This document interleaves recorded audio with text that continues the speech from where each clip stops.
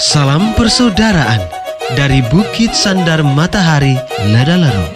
Kami menyapamu semua dalam senandung ucap salam dalam Sang Sabda. Bacaan Injil dan renungan hari ini, edisi 13 Oktober 2024, Minggu Pekan Biasa ke-28, disusun dan dibawakan oleh Pater Ito Dogo SPD. Selamat mendengarkan.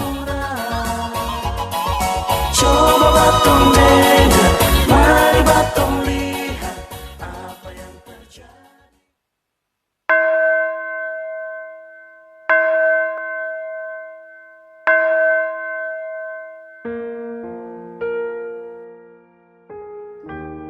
Bacaan diambil dari Injil Markus bab 10 ayat 17 sampai 30. Pada waktu Yesus berangkat untuk meneruskan perjalanannya, datanglah seorang berlari-lari mendapatkan dia, dan sambil berlutut di hadapannya, ia bertanya, "Guru yang baik, apa yang harus kuperbuat untuk memperoleh hidup yang kekal?" Jawab Yesus, "Mengapa kau katakan aku baik? Tak seorang pun yang baik selain daripada Allah saja. Engkau tentu mengetahui segala perintah Allah. Jangan membunuh, jangan berzina, jangan mencuri, jangan mengucapkan saksi dusta, jangan mengurangi hak orang, hormatilah ayahmu dan ibumu." Lalu kata orang itu kepadanya, "Guru, semuanya itu telah kuturuti sejak masa mudaku." Tetapi Yesus memandang dia dan menaruh kasih kepadanya, lalu berkata kepadanya, "Hanya satu lagi kekuranganmu. Pergilah, jualah apa yang kau miliki, dan berikanlah itu kepada orang-orang miskin, maka engkau akan beroleh harta di sorga. Kemudian datanglah kemari dan ikutilah aku." Mendengar perkataan itu, ia menjadi kecewa, lalu pergi dengan sedih sebab banyak hartanya. Lalu Yesus memandang murid-muridnya di sekelilingnya dan berkata kepada mereka, "Alangkah sukarnya orang yang beruang masuk ke dalam kerajaan Allah." Murid-muridnya tercengang mendengar perkataannya itu. Tetapi Yesus menyambung lagi, "Anak-anakku, alangkah sukarnya masuk ke dalam kerajaan Allah. Lebih mudah seekor unta melewati lubang jarum daripada seorang kaya masuk ke dalam kerajaan Allah."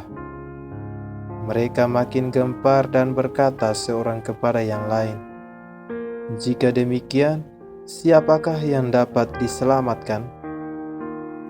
Yesus memandang mereka dan berkata, "Bagi manusia hal itu tidak mungkin, tetapi bukan demikian bagi Allah, sebab segala sesuatu adalah mungkin bagi Allah."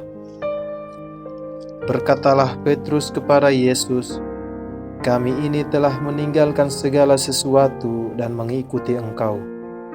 Jawab Yesus, "Aku berkata kepadamu, sesungguhnya setiap orang yang karena aku dan karena Injil meninggalkan rumahnya, saudaranya laki-laki atau saudaranya perempuan, ibunya atau bapaknya, anak-anaknya atau ladangnya, orang itu sekarang pada masa ini juga akan menerima kembali 100 kali lipat. Rumah, saudara laki-laki, saudara perempuan, ibu, anak dan ladang, sekalipun disertai berbagai penganiayaan, dan pada zaman yang akan datang, ia akan menerima hidup yang kekal."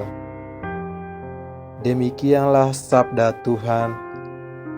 Terpujilah Kristus.